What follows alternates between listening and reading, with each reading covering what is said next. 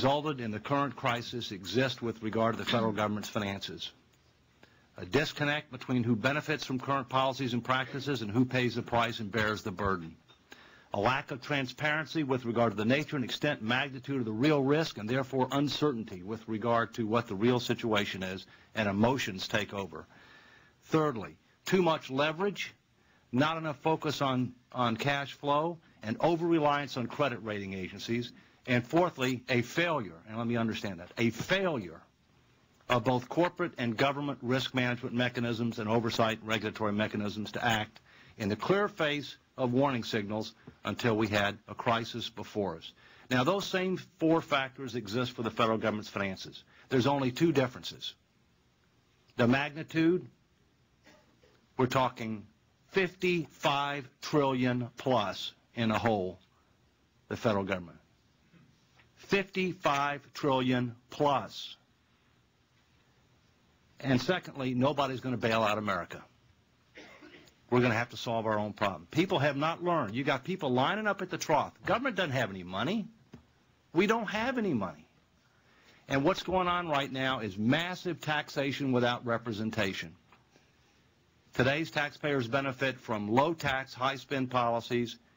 We're mortgaging the future of the country, our kids and our grandkids. We're expecting for them to pay for it and generations unborn, and they don't have a vote.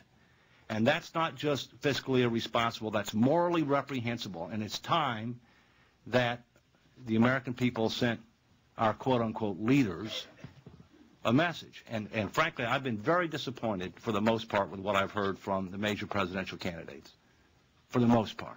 Although we did get some good questions last night at least. Didn't necessarily get good answers, but at least we're starting to get some questions. And maybe we'll get more for the last debate.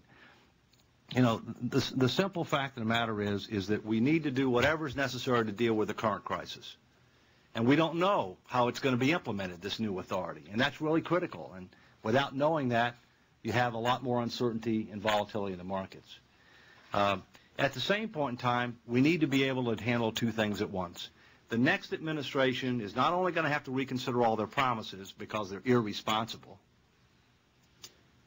they're also going to have to focus on what is it going to take to get our economy on the right track in the short term, and they need to appoint a fiscal future commission comprised of, capable people from both the executive legislative branch and outside of government who can make recommendations for an up or down vote on at least four things.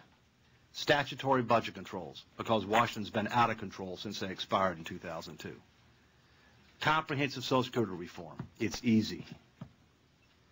Round one of tax reform, including which ones of the Bush tax cuts are going to stay, which ones are going to go, what are we going to do about AMT, and how we're going to better target tax preferences. And round one of health care reform, including what can we do to reduce the rate of increase in health care costs, what can we do to better target taxpayer subsidies, and a variety of other issues, and to try to start reaching a consensus on comprehensive health care reform. We desperately need that. We need to do what it takes in the short term, but we need to start taking steps to diffuse what otherwise would be a super subprime crisis, and that's a meltdown of the federal government's finances. We cannot expect to be able to borrow whatever we want, as long as we want, for low interest rates from foreign lenders.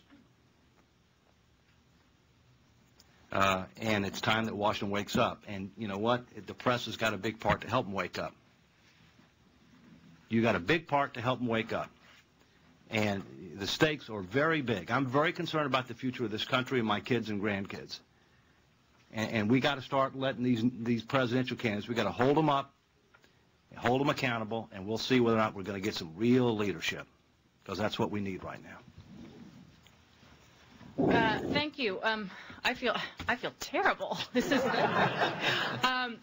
it's yet another incredible panel, and I'm proud to say that all of the folks on this panel are members of the Committee for a Responsible Federal Budget, and they squeezed out all the fiscal optimism that we could find in the situation.